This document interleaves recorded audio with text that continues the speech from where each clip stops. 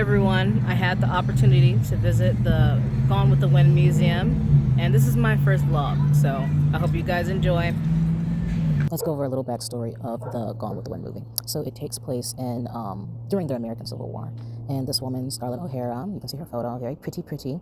She, lives on a plantation her father owns, and it's called Tara, and she lives a life of luxury, a soft life, servants to wait on her all the time. You can imagine just parties, galas, feasts. She doesn't really have to lift a finger, right? All she has to do is just look pretty and get married. And so that's basically what her life is like.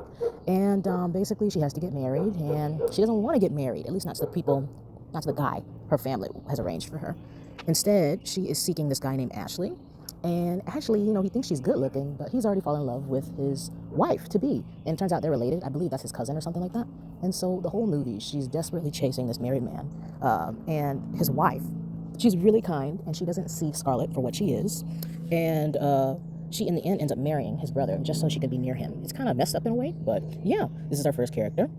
And so then after that, they eventually get married. She does meet this man named Rhett Butler. He's tall, dark, and handsome. And he admits that he's kind of interested in her too, but she doesn't want him.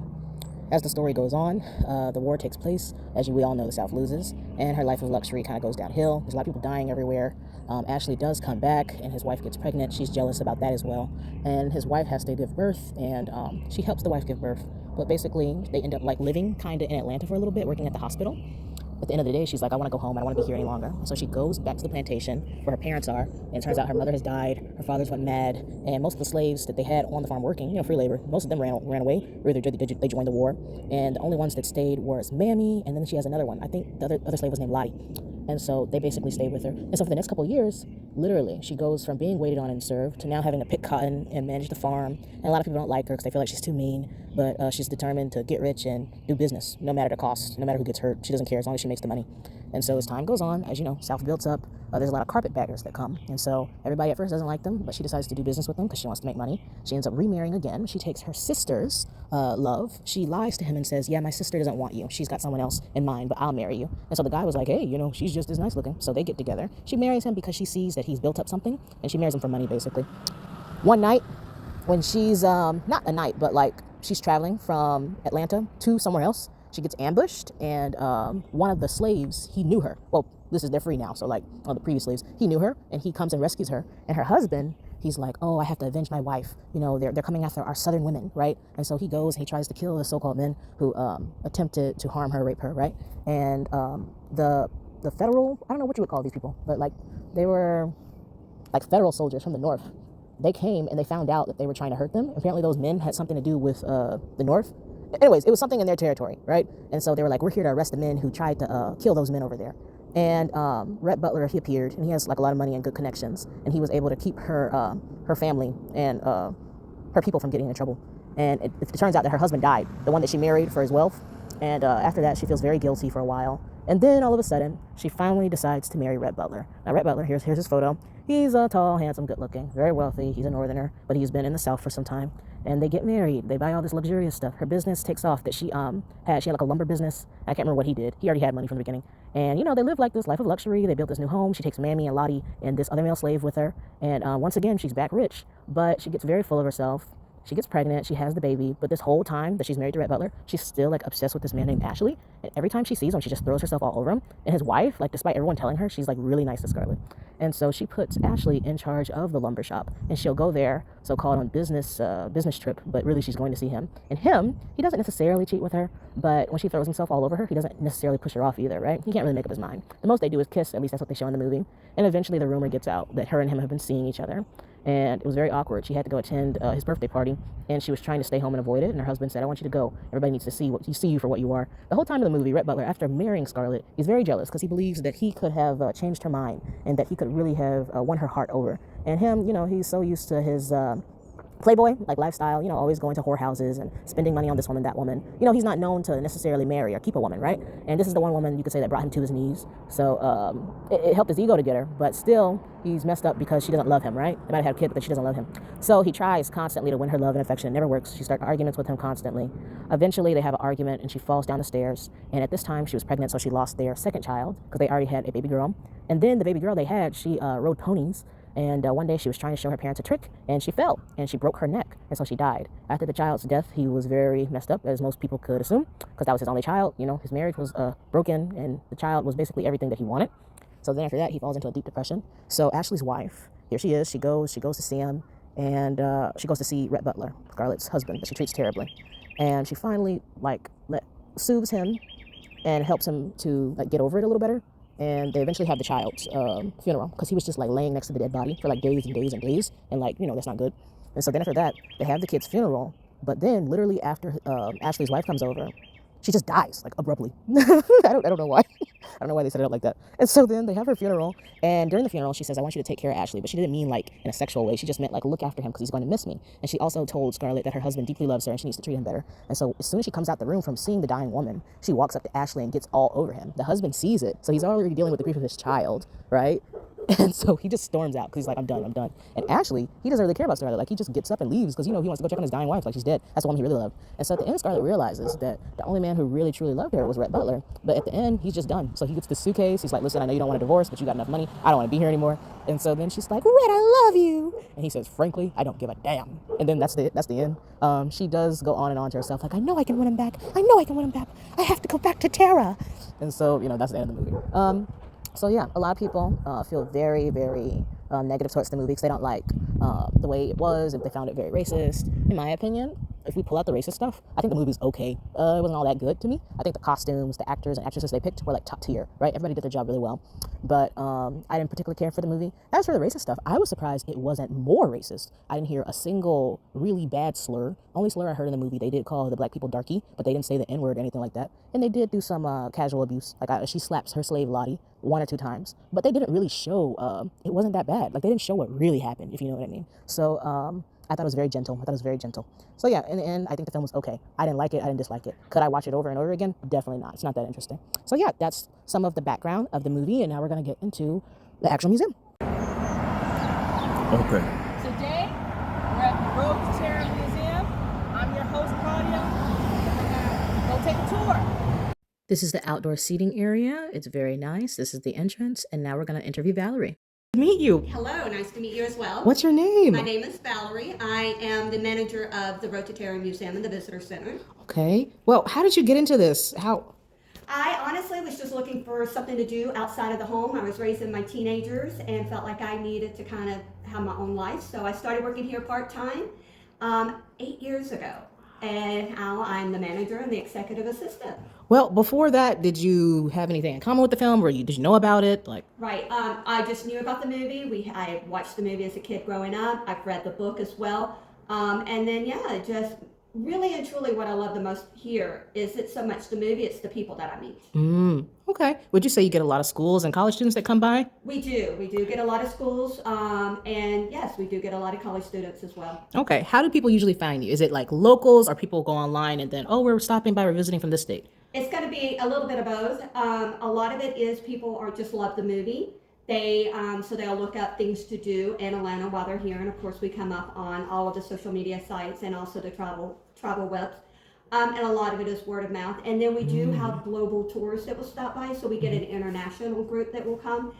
We probably get about maybe 20 of those a year. Wow. Okay. And how long has this building been here? This building was, the depot was built in 1867. So it's gone through a lot of metamorphosis, but we took over in 1996 when the Summer Olympics were here, and that's when we became the Gone with the Wind Museum. Wow. Okay. Yeah. Well, thank you. I'm You're going to be welcome. exploring. Yes, enjoy. So right here, I'm inside of the gift shop. You can see the prices right here. And inside the gift shops, there's little snacks, peanuts, ice cream, water, juice. There's also bowls, plates, dolls, all sorts of little trinkets and stuff like that, basically with the wind stuff on it. And yeah, this is just a quick walkthrough. It's not all that interesting, but perhaps if you're a collector, this is right up your alley. So yeah.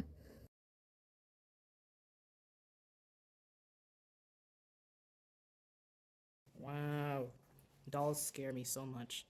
So past the gift shop in the front right here, they have added a new section to talk about Hattie McDaniel And I should have really interviewed the woman when she was talking about this, but she said a lot of times when they talk about this film, they're really glorifying the South and everything that happened.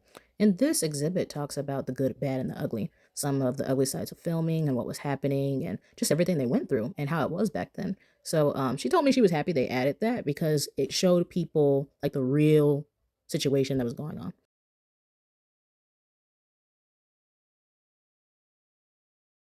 So this kind of threw me off, but apparently Michelle Obama has a connection to a slave that was in this Clayton County plantation. So her name was Melvina Shields, and she worked under Henry Shields. He was the plantation owner in Clayton County.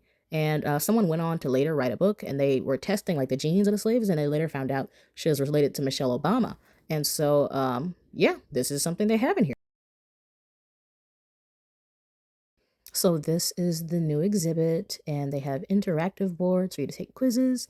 They have tablets where you can view the biography of most of the black actors and actresses. They talk about all the discrimination and segregation they went through on set. First on set there was segregation, then the director changed it and he made it where it wasn't segregation. When she won the Oscar, I'm talking about Hattie McDaniels. A lot of people didn't want her to win it. She got like a lot of death threats, and you can just imagine like a lot of stuff was going on. And they basically talk about how though this movie wasn't, what everybody would want it to be, that it did pave the way for more black actresses and actors to kind of get into film and not necessarily have to play these same roles over and over. And yeah, but aside from this film, Hattie McDaniels did a lot of different things. And so they show you all this stuff when you're in there. And it's just really insightful to see how far black people have came. So yeah.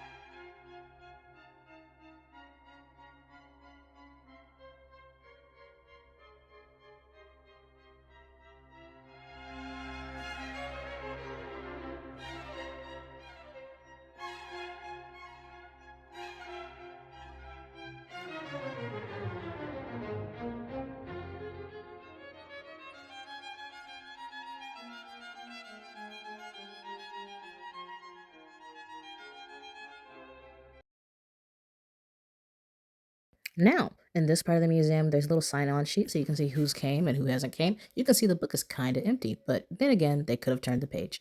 In the meantime, the rest of the museum is just filled with all sorts of costume pieces. They made so much money off of this movie. You won't believe how popular it was, and so many different foreign countries as well. So you're gonna see butter, teas, perfumes, dolls upon dolls, some life-size dolls, some tiny dolls, some big dolls. I know Professor Marr spoke of it being popular in Japan. They even have the Japanese version, like a photo of it. They have magazine pamphlets. They have some jewelry that was used on the set for the film. Just so much stuff. I can't even tell you all of it. They have the bloomers the bloomers that Scarlett was wearing in the film underneath the dress. They have a lot of stuff from it. They have the hats. Um, just a lot of stuff. So you're just really gonna see a lot of pictures and doll houses.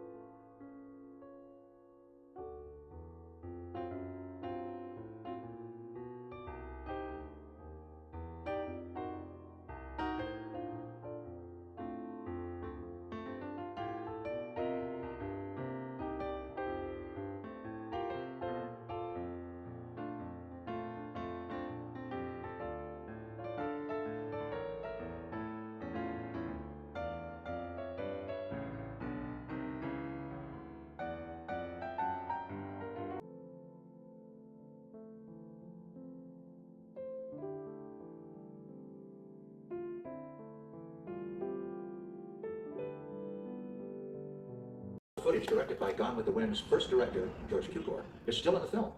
This scene, showing Scarlett dressing for the barbecue, aided by Mammy, was one of the first scenes photographed and remains intact. George Cukor was born in New York City on July 7, 1899. In 1920, Cukor was given his first chance to direct when he was offered a position with the Lyceum Theater Company's summer stock troupe in Rochester, New York. And in 19...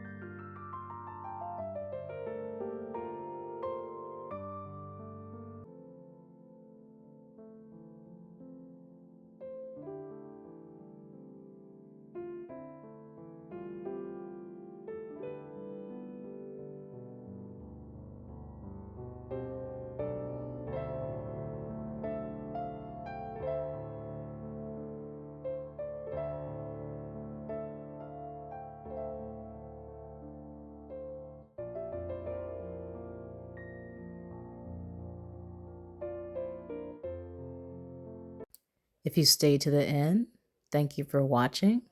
And in the words of Miss Valerie, Thank you so much for visiting the Road to Tara Museum. I hope you guys come again.